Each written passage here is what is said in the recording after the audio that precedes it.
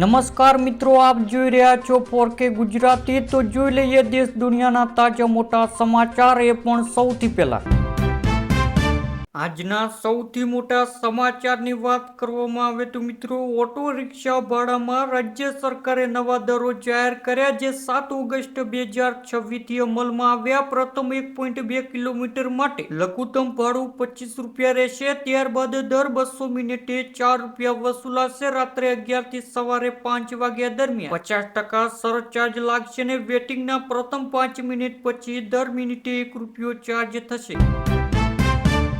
ત્યારબાદ મિત્રો, હવામાન વિભાગે ગુજરાતમાં 13 ઓગસ્ટ સુધી હળવાથી મધ્યમ વરસાદની આગાહી કરી છે। 8-9 ઓગસ્ટ ઉત્તર ગુજરાતના બનાસકાંઠા, પાટણ, મહેસાણા, ગાંધીનગર સહિતના જિલ્લાઓમાં ગાજવીજ સાથે ભારે વરસાદનું યલો એલર્ટ જાહેર કર્યું છે। 30 થી 40 કિલોમીટરની ઝડપે પવન ફૂંકાશે। બંગાળની ખાડીમાં સક્રિય સિસ્ટમ અને અરબ સમુદ્રના ભેજના કારણે આ વરસાદી માહોલ રહેશે।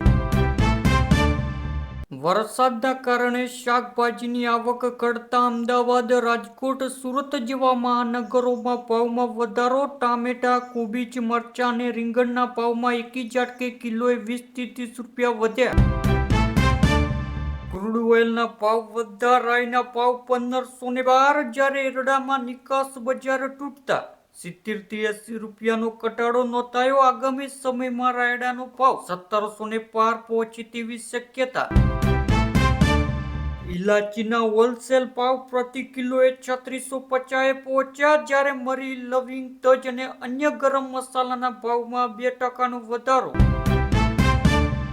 પાટણમાં ખાલી તેલના ડબ્બામાં નવું તેલ પેકિંગ કરતા 2 દુકાનદારો ઝડપાયા। 25 ખાલી ડબ્બા જપ્ત કરી 5 તેલના સેમ્પલ લેબોરેટરી માટે મોકલાયા।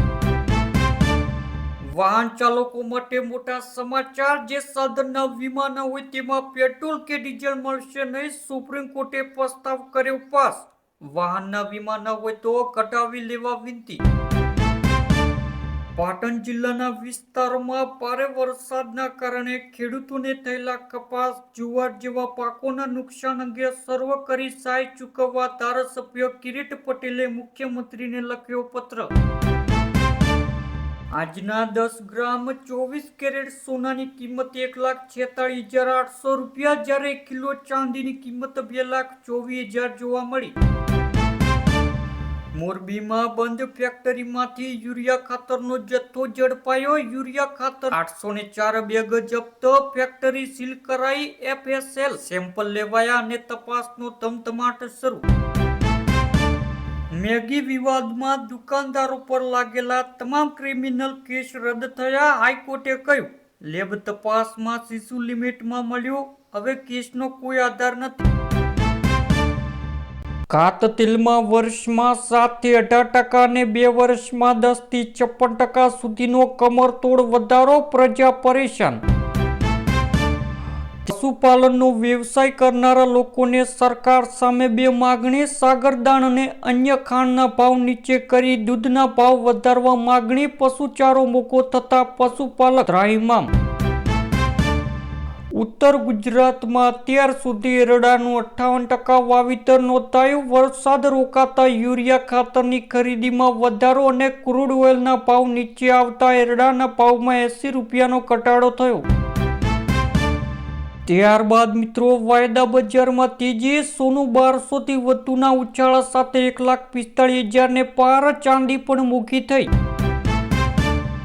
છેલ્લા 5 મહિનામાં દાળ 8 રૂપિયા, તેલ 6 રૂપિયા મોંઘું થયું। દૂધ, ખાંડ સહિત 99% રાશનની વસ્તુઓના ભાવ વધ્યા। તહેવારોમાં મોંઘવારી વધુ વધશે। 8મા પગાર પંચ અગાઉ ડીએમાં 3%નો વધારો નક્કી, હવે મોંઘવારી ભથ્થું વધીને 63% થઈ શકે। સાવધાન, અમદાવાદના બહેરામપુરામાં નકલી સાબુ તથા ફેસવોશ બનાવવાનું કૌભાંડ ઝડપાયું। 11.68 લાખનો મુદ્દામાલ જપ્ત કરાયો।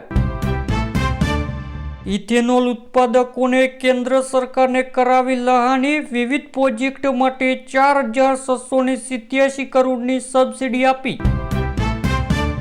ત્યારબાદ મિત્રો રાજ્યમાં ખાતરની કાળાબજાર અને ટેગિંગને રોકવા સરકારનો નવો પ્રયાસ, 2 અધિકારીઓને કરી વિશેષ નિમણૂક। જ્યારે રાજ્ય સરકારે ખેડૂતોને વ્યાજબી ભાવે ખાતર મળે તે માટે મહત્વનો નિર્ણય લીધો છે। કૃષિ વિભાગે સબસિડાઇઝ ખાતરની વિતરણ વ્યવસાયની ચકાસણી કરવા અધિકારીઓ અને નિરીક્ષણ અધિકારીઓની નિમણૂક કરી છે। આ અધિકારીઓ ખાતરના કાળાબજાર, સંગ્રહખોરી અને બનાવટી ખાતરના વેચાણ જેવી ગેરરીતિઓ સામે કડક પગલાં લેશે। ડીલર્સના POS મશીનના આંકડા અને સ્ટોકની ચકાસણી કરાશે। 10 અને 20 રૂપિયાની પ્લાસ્ટિકની ચલણની નોટો ક્યારે આવશે? સૌ કોઈ ભારતીયની નજર છે। જ્યારે RBIએ MPC બેઠકમાં મહત્વનો નિર્ણય લેતા FY 28 થી પ્લાસ્ટિકની કરન્સી બજારમાં લાવવાની જાહેરાત કરી છે। 10 અને 20 રૂપિયાની 100 કરોડ પોલિમર નોટોના ફિલ્ડ ટ્રાયલને કેન્દ્ર સરકારે મંજૂરી આપી છે। હાલ પાયલોટ પ્રોજેક્ટ ચાલી રહ્યો છે, જે સફળ થતા જ નોટો સર્ક્યુલેશનમાં આવશે, જૂની નોટો ચાલુ રહેશે।